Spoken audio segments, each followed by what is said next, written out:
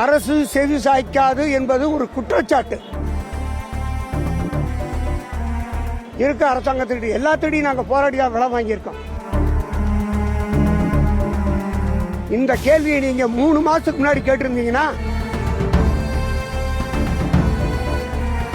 ஆவில கவர்ச்சிக்கு இடமில்லை. தமிழ்நாடு பால் உற்பத்தியாளர் நலச்சங்கத்தின் சார்பில் இன்று 18/8/2026 அன்று தமிழக அரசின் கவனத்தை ஈர்ப்பதற்காக மக்கள் திரள் போராட்டங்களை துவங்கி இருக்கிறோம். தமிழக அரசு யாரையும் கேட்காமல் தன்னிச்சையாக தேர்தல் அறிக்கையில் லிட்டர் ஒன்றுக்கு பசும்பாலுக்கு 44 ரூபாய் கொடுப்பதாக அறிவித்தது. எருமைப்பாலுக்கு லிட்டர் ஒன்றுக்கு 60 ரூபாய் கொடுப்பதாக அறிவித்தது. இதன் அடிப்படையில் இன்றைய தினம் போராட்டமானது 100 நாளை கடந்து ஆட்சிக்கு எங்களது கோரிக்கையை நாங்கள் கவனத்தோடு கொண்டு சென்றிருக்கிறோம்.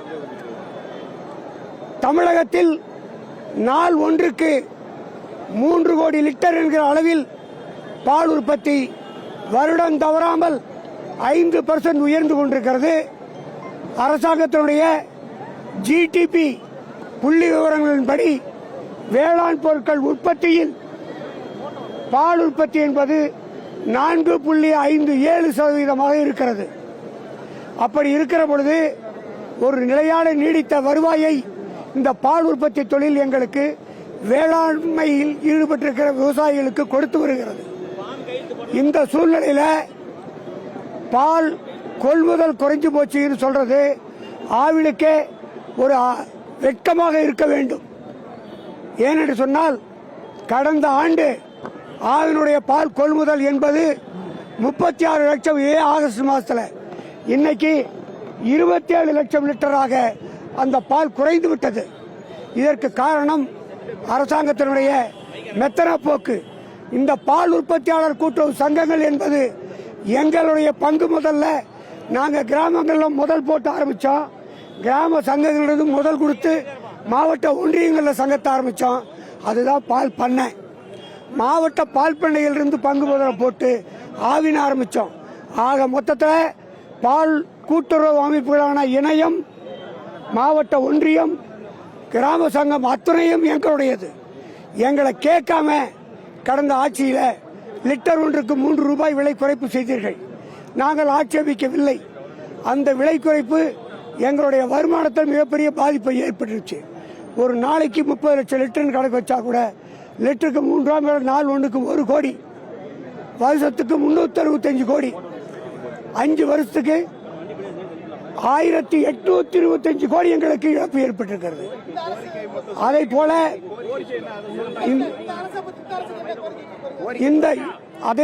இந்த ஆட்சியிலும் எங்களுக்கு அந்த தொகை கொடுக்கப்பட்டிருக்கிறது.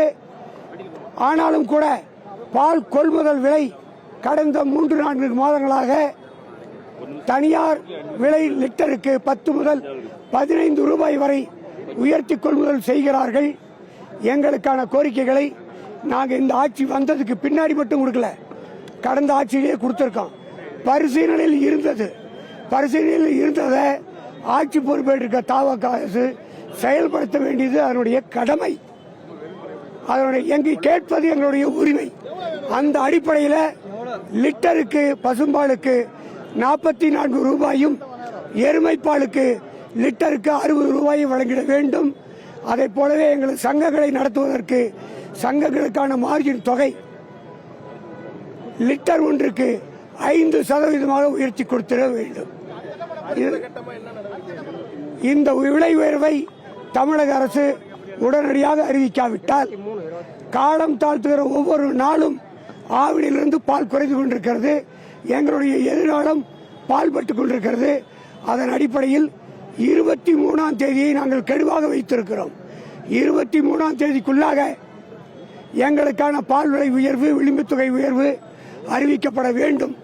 தவறும் பட்சத்தில் 24ஆம் தேதி முதல் தமிழகம் தழுவிய பால் நிறுத்த போராட்டத்தை நாங்கள் அறிவித்துள்ளோம்.